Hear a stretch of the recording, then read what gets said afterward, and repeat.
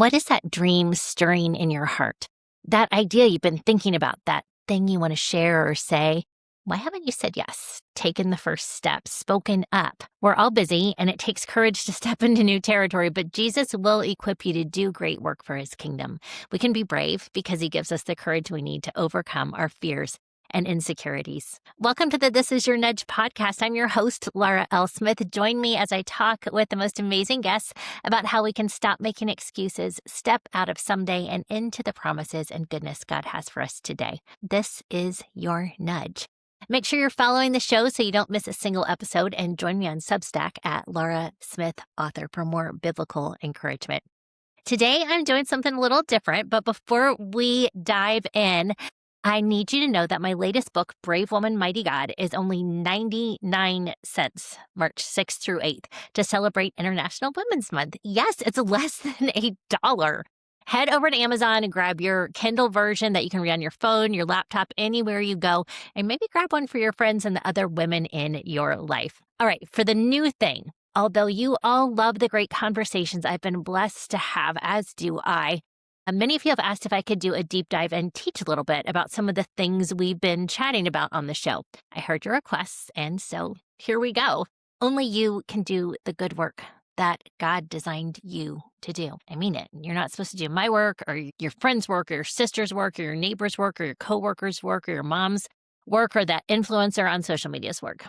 You're called to do the good work God specifically called you to do. And sometimes that means speaking up, using your voice, saying something, praying for someone, asking the question, telling someone that is not okay. I think of Mary Magdalene. She was the girl who had 7 demons. And we don't exactly know what that meant. Was that a physical ailment? Was that mental health ailment? Was it actually just a spiritual curse on her? Maybe it's a combination of the above, but we do know whatever it was, no bueno and no bueno times 7, right? Her life was hard. She had been plagued by some kind of evil her entire life. And then everything changed because of Jesus. And I think many of you listening can probably relate that your life was one thing, and then Jesus has helped you heal or change or recover, or something has been restored, or he's given you hope or joy where you didn't before, because that's what Jesus does. And so now Mary Magdalene was the girl who got to hang out with Jesus all the time. She traveled with him and heard his teaching and ate meals with him, and day after day, he reminded her that she was loved by him just because he loved her, not because of anything she did or didn't do, and he didn't care about what had happened in her past. He just plain loved her. And then Jesus, this man who had changed her whole life, he's crucified, and she sees it happen. She sees him executed, and I can't imagine how her stomach must have dropped and how the hope must have felt like it was just deflated from her lungs, like this man who had shown her love and life and new life and healed her and changed her and restored her was gone. And we find her in John 20. She's actually gone to the tomb on the Sunday after Jesus was crucified on Friday, and she's standing outside of the tomb crying. This is John 20, verse 11. And as she wept, she stooped and looked in to the grave. She saw 2 white-robed angels, one sitting at the head and the other at the foot of the place where the body of Jesus had been lying. "Dear woman, why are you crying?" the angels asked her. "As they've taken away my Lord," she replied, "and I don't know where they've put him." She turned to leave and saw someone standing there. It was Jesus, but she didn't recognize him. "Dear woman, why are you crying?" Jesus asked her. "Who are you looking for?" She thought he was the gardener. "Sir," she said, "if you have taken him away, tell me where you've put him and I'll go and get him." "Mary," Jesus said. She turned to him and cried out, "Rabboni," which is Hebrew for teacher. "Don't cling to me," Jesus said, "for I haven't yet ascended to the Father, but go find my brothers and tell them, I am ascending to my Father and your Father, to my God and your God." Mary Magdalene found the disciples and told them, "I have seen the Lord." Then she gave them his message. Listen, Jesus didn't tell her how that was going to go. He didn't say, if you go and you tell the guys, they're going to be so excited and they're going to come running here too, and they're going to hang on your every word. He just told her to go. And as we see in Luke 24, it actually doesn't go that great. So John tells this story, and to him, it was really important that we hear about Mary Magdalene. But there were other women in the garden that day with her. They had all come to bring spices to the tomb, which is what was customary. Just like we would bring flowers to a grave in our day and age, they would bring spices, and that's what these women were doing. Now, Mary had this encounter with Jesus, and we don't know exactly then if she told the other women or if they overheard or if she ran over and said, oh my gosh, so this is what happened. But we hear in Luke 24:10 that it was Mary Magdalene, Joanna, Mary, the mother of James, and several other women who told the apostles what had happened. So Mary must have gathered them, and maybe not all of them were at the garden, but she went and said, hey, I need some reinforcements. And they tell the apostles what had happened. But the story sounded like nonsense to the men, Luke tells us. So they didn't believe it. Mary Magdalene had a stigma about her that she had fought for years. When she had those 7 demons, people all the time probably called her demon girl or, that girl, that crazy one, that one with all the problems. You don't want to get near her. And even after Jesus changed her life, it might have been somewhere in the back of her head, but that's not how Jesus saw her.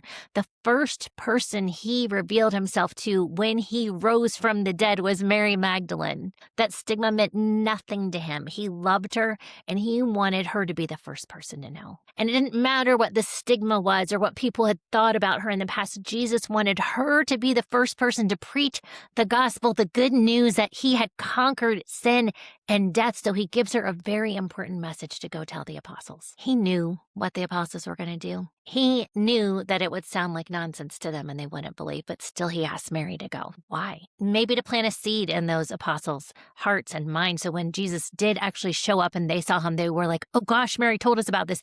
It's real. Maybe it was for Mary's sake to build some strength in her. Maybe he just needed to let her know, I give you a message. I give you a message and I've entrusted you to share it. So that later on she could do it, because we hear from historians that she went on either to be preaching in Ephesus or France for the rest of her life, the good news. Maybe she needed this to build up her trust and strength muscles and practice preaching the gospel. We don't know why, but Jesus knew what would happen and he still called her to do it. And listen, guys, he's asking you to do something today. He's personally inviting you to do something. And it might sound crazy. And you might be afraid that people won't listen to you or people won't come or they'll disagree. And that's true. They might. And Jesus already knows how it's going to go down, but he still calls you to something. I know personally for me, the Lord recently asked me to teach an online Bible study. And I had a lot of reasons why I didn't want to do that. I said, God, who's going to show up? That sounds crazy. Who am I to host an online Bible study? I like to host in-person Bible studies. I did one this summer and invited a lot of gals I know in the area. And we met at this cute coffee shop and it was awesome. And God said, I want you to do this. And I did. And it was a blast. So many people signed up and we just had the greatest time. And Jesus showed up every time. And it was so special. And I'm so glad I said yes, even though it felt daunting. What is God calling you to say today? Who is he asking you to go and tell? Why don't you jot some ideas down? And if you're in a place like if you're at the gym while you're listening to this, or if you're cooking dinner or driving the car, you can't jot it down right now. Maybe just hold that idea or point out to yourself that you're going to have to go back later and take some notes, because God is asking you to say something. I just know he is. I'm going to read from a page from my book, Brave Woman, Mighty God, that's actually telling about Mary Magdalene's story as it talks about several women in the Bible stories and how God empowered them. And this is what it says. It says, what is God asking you to say? To tell your family you're not going to watch that show because you wouldn't feel comfortable watching it if Jesus were in the room? To start praying out loud each night for your roommate or spouse? To suggest to that friend or coworker they read a Christian book you believe God has nudged you to pass on to them? To say you're sorry? To tell the person who repeatedly hurt you that you're setting boundaries and distancing yourself from their toxic behavior? To say no to the person, place, commitment, or thing that isn't good for you or would overextend you? To tell someone you love that they need help or you need help? To start a Bible study in your workplace and speak truth over your coworkers? Maybe speaking the words Jesus put in your heart makes you nervous. Maybe someone will disagree or dismiss or argue with you or try to make you feel small. Maybe they'll say no or laugh or try to talk you out of it. Or maybe they'll think it's a great idea. Be so thrilled to know, feel relieved, be grateful, ask how they can help. I don't know how it'll go down, but I do know if Jesus calls you to say it, you can. He'll empower you. It's not about the outcome. It's about the obedience. How beautiful is that? God doesn't promise that they'll say yes or agree or be excited, but he will give you the words and the courage to speak to them. You can trust Jesus with the rest. And sometimes it's not words Jesus calls us to, but sometimes it's actions. And my actions in one space could be completely different than your actions in the same space. I think about if we were all in a room together. Maybe it's a meeting. Maybe it's before church starts. Maybe we're in the waiting room at a doctor's office. I don't know. Maybe if a group of us are all in the same place and we see one woman there crying, God will nudge all of us to do something else to help that woman. Maybe He'll call you to entertain her kiddos for a second so she can have a moment. Maybe He'll call me to go over and pray for her. Maybe He'll ask someone else in the room to distract the nurse or that person who's getting ready to walk in the waiting room so that that woman can have that moment. All those things matter. All those things are helpful. Maybe someone else is supposed to grab a box of tissues and bring them over to her, or hand her a chocolate, or share a Bible verse with her. Like even maybe something you have in your purse, you're like, oh my gosh, I feel like this would help this woman right now. I don't know. But we might all be called to different actions. And I think that's so cool and so important to remember, because so often we compare ourselves to others when God is actually calling each of us to do good, unique work for Him. I think of the two sisters in the Bible that we find in Luke 10, verses 38 through 42. It's Mary and Martha. You may have heard of them before. Sometimes their story doesn't get taught, I think, exactly how the Lord wanted us to understand it. But these two sisters are doing two different things. They're serving Jesus in the way they feel called to in that moment, and those actions are different. We find them in verse 38. As Jesus and the disciples continued on their way to Jerusalem, they came to a certain village where a woman named Martha welcomed Him into her home. Her sister Mary sat at the Lord's feet listening to what He taught. But Martha was distracted by the big dinner she was preparing. She came to Jesus and said, Lord, it doesn't seem fair to you. Doesn't it seem unfair to you that my sister just sits here while I do all the work? Tell her to come and help me. But the Lord said to her, my dear Martha, you're worried and upset over all these details. There's only one thing worth being concerned about. Mary has discovered it, and it will not be taken away from her. Now, I love this so much because Martha, she is like who gave the Martha to Martha Stewart, right? Like Martha, if she was alive today, would be a huge lifestyle influencer. She is a woman who you walk into her home and the candles just smell good.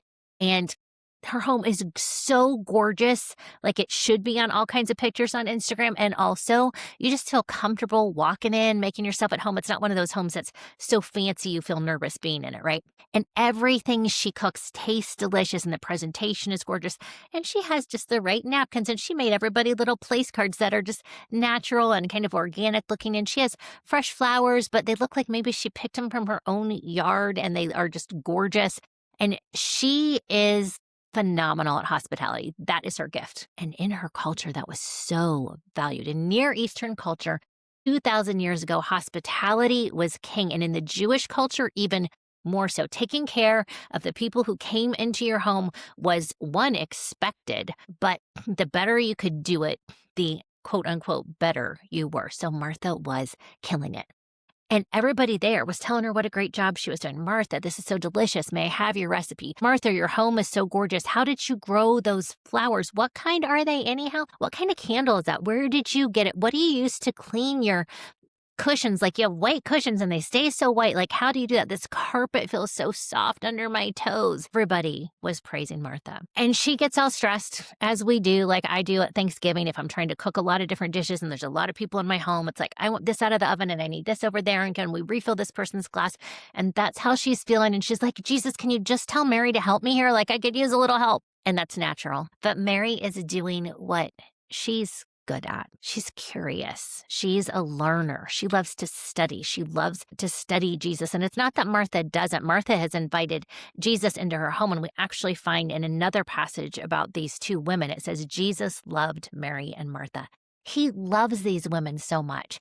So he's not saying like, Martha, you're doing a bad job. He's like, Martha, you're doing great, but don't worry about what someone else is doing. And he's saying the same thing to you and me. Don't worry about what they're doing, right? Like you do what God calls you to do and let them do what they're called to do, especially if they're following Jesus, right? And we know that Martha's getting all the kudos and all the applause at the night. So Jesus makes a point of praising Mary. Jesus knew Martha didn't need an extra pat on the back, but Mary did. Maybe you do too. Maybe you feel like the work you do goes unseen or unappreciated or unnoticed. If you are a caretaker for anybody, whether that's an infant or a toddler or an aging parent or anyone in between, your work probably seems like it's unrecognized every time you take someone to the bathroom, every time you bathe them, every time you take out the trash and the garbage cans and empty the dishwasher because there's no one there to help you. Maybe you clean up after your boss's messes. Maybe you're the one who always gives people rides or who everyone comes to for advice. Jesus sees you and notices you. He loves it when you do the work he calls you to do. Or maybe your work is just the not as visible work, right? Maybe I'm thinking the Olympics just were recently on and we were all watching the Olympics and we saw the skaters on the ice doing all their tricks and we saw the skiers going down the slopes and the speed skaters, how fast they were. And you do interviews with them and interviews with the coaches, but I didn't see any of the athletic trainers. I didn't see any of the mental health coaches who help the athletes visualize, what do you do if you fall down during your routine? How do you get back up? How do you do the next routine? If you crash on your snowboard and you get 3 tries, how are you going to do the next 2, right? We don't see those mental performance coaches. We don't see the athletic trainers. We don't see the dietitians, all these people who help the athletes do what they do. Maybe your work is behind the scenes. It matters. And maybe you're comparing yourself. Martha was like, why isn't Mary doing this? And Mary's probably like, my sister is like the best at hospitality. That's what matters in this town. But we can't compare ourselves to others because our work isn't their work and their work isn't our work. I think of my best friend, Jamie, growing up. She is just like gifted at everything she touches. She is beautiful and kind and funny and artistic and athletic. And Jamie is the kind of person who anybody who sits down next to her feels so seen and appreciated. Like every girl wanted to be her best friend and every guy wanted to date her because she is just that girl who makes you feel good about yourself. And Jamie is uber talented. She's an incredible artist who people pay thousands of dollars to hang her paintings in their homes. She also owns an interior design business. She makes the world more beautiful. She does. She creates beauty in this world of ours. And when we were growing up and young, I was like, gosh, wish I was more like Jamie. I wish I was more like Jamie. And Jamie's awesome. And I'm so grateful for her and the work she does and the way she loves people. But here's the thing. If we were all Jamie, all of us would be starving because Jamie is not a farmer. She doesn't produce crops. She doesn't package foods. She doesn't run a grocery store. She doesn't even cook dinner at her house. Her husband's a great cook and he does the cooking. If we were all Jamie, we'd all be starving. If we were all Jamie, we would have no medical care because she is not in the medical field at all. We wouldn't have medications to take or doctors to see or nurses to help us. Or if everyone was Jamie, we would just have piles of trash all over the place and we wouldn't have roads. Like we're not all supposed to be even those people that we think are awesome. And I think it's just really important to remember that you're not supposed to be like her or her or her. Mary wasn't supposed to be like Martha and Martha wasn't supposed to be like Mary. I'm not supposed to be like Jamie, and you're not supposed to be like me or anyone else in your life. You're not supposed to be like anyone you've seen or anyone who lives near you or anyone you work with. God made you unique. And if you try to be like someone else, the world is going to miss out on the awesomeness that you add. What gifts has God given you? Take a moment to jot down some answers to these questions. What are you good at? What resources do you have? What stage of life are you in? Where does God have you in this season? Take a little inventory of what you have and what you're good at and what you're passionate about and what brings you joy and do more of those things. You'll find you will actually be using the gifts God gave you to make a difference and add light and love and peace and joy and hope to this world. One more gal I want to talk about today from the Bible is Lydia. And Lydia is an awesome woman to learn about because she is a little different than some of these other gals we see. She was a businesswoman. She was a dealer of purple cloth, we know. So she's basically designing designer clothes is how we can equate it. Purple cloth was something only the wealthy would have had, and they would have used it for clothing and maybe for tapestries in their homes or things like that. But she's got wealthy clients. She's like a fashion designer, high end. And we don't think she's married or has kids from what we know of her in the biblical text. She might have, but most theologians think she doesn't. So she's a single businesswoman, which is just very different than some of the other women in the Bible. And it's cool to see how God uses us in all these different things. Single, married, with kids, without kids, businesswoman, stay-at-home person, like hospitality or student or someone who has a bad past or whatever. Like Jesus uses all of us, and it's so cool to see.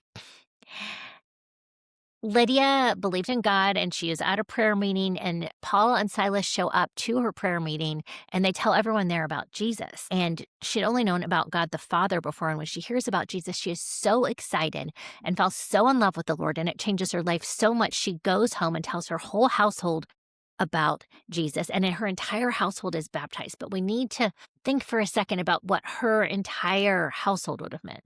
In that time, a household would have included her extended family. Since she has this lucrative business, she probably had her brothers and sisters living with her, maybe her parents, cousins, nieces, and nephews. She is said to have had a villa, not just a house like my home that fits our family, but wouldn't be able to house an extended family, and also housed all her employees. So we're talking probably dozens of people live in her villa. That would have been the way things would have been done in that time. And they all got baptized. They all became believers of Jesus because the way she talked about him, because what she shared with them. And I just think about how you can bring the love, joy, hope, light of Jesus to the people around you. And what a great example Lydia is of that, how she influenced her family and her workers and just all the people around her. She also took what she had, right? She has this large villa. That's something she had because of her business, not because she's like, oh, I need a big house so that I can start a church. She had a big house because of the business she had, and she used it to care for the people in her family and in her business. And then she's like, what do I have? How can I serve the Lord once she knows Jesus? She's like, I have this big villa. And she says, okay, we're going to have a house church here. Lydia actually houses the church of Philippi, which you may have heard of. The book of Philippians is one of the epistles or letters from Paul to one of the early churches, and the Philippian church is one of the early Christian churches, and it met in Lydia's house, and Lydia would have helped run it. She would have organized it and taught at it and made it all possible, and I don't know how many times a week they met there, but she used what she had to serve the Lord. We hear, and Paul writes his letters to the Philippians, he says, you bring me such joy. This church is bringing joy to worlds. Matthew 5:14 says, you are the light of the world. You were created uniquely with interests and talents and passions and things that you're curious about that no one else is. You can do what Jesus calls you to do. Because if you don't, who will? We talked about some very different women. Mary Magdalene, who Jesus asked to go and tell, to preach the message to Mary and Martha. And Martha was using hospitality. And Mary, he said, like, she's learning about me. And that's so important. And we hear about Lydia, who used her house to house a church, to build a house church, to create a community for Christians to gather. Jesus is going to call you to say some bold things, to go and tell, to use your voice to make a difference. How can you use your voice today? How are you shining your light? Remember, you don't have to do this on your own. The same power that raised Jesus from the dead lives inside of you. Ephesians 1:19 tells us that. He will give you resources. He will give you words and ideas and opportunities and connections. He will open doors. You'll need to be brave to step into what Jesus has for you. You'll need to overcome some fears and definitely overcome some excuses. But you don't need to be strong in your own might. Jesus will make you strong. His power lives in you. All you need is enough faith to reach out to him. Faith the size of a mustard seed. He says that they're itty bitty, like maybe you know what a chia seed is. That's the side we're talking about. Some days it'll be Jesus who is just pulling you up and giving you even the energy to face this new day and to take the next step. And that's cool. You don't have to do it on your own. Jesus promises to always be with you, and you can seek help, advice, find community around you to help too. You're the light of the world. Jesus didn't have another plan. He went back up to heaven and entrusted us, his disciples, to carry out his work on earth, to shine his light, to make this world more like Eden. You can be brave because Jesus makes you brave. I can't wait to see all the brave things you're going to do. The things you're going to say, the way you're going to use your resources, the way you're going to be your distinct, unique self to change this world and shine Christ's light. For more on the brave women of the Bible, grab a copy of my latest book, Brave Woman, Mighty God, 30 Things You Can Do. To celebrate International Women's Month, it's only 99 cents, March 6th through 8th on Kindle. Again, grab yourself a copy and your friends a copy, maybe for the gals in your book club or your Bible study. Share it with people for less than $1. It's such an easy buy and such an easy gift. That's on Amazon for only 99 cents on Kindle. I'll put the link for you in the show notes. Make sure you're subscribing to the This Is Your Nudge podcast so you won't miss the next awesome episode. And for more ways to step into the dreams and ideas God places on your heart, make sure to follow me on Instagram and Substack at Laura Smith Author. If you enjoyed this episode, please leave a review on whatever platform you're listening on. Reviews really help others find this content. And I'd love to hear what your thoughts on the teaching versus some of the conversations I've had. Praying for you as you intentionally step into whatever God is calling you into this week, and that you remember mighty Jesus loves you and will give you everything you need.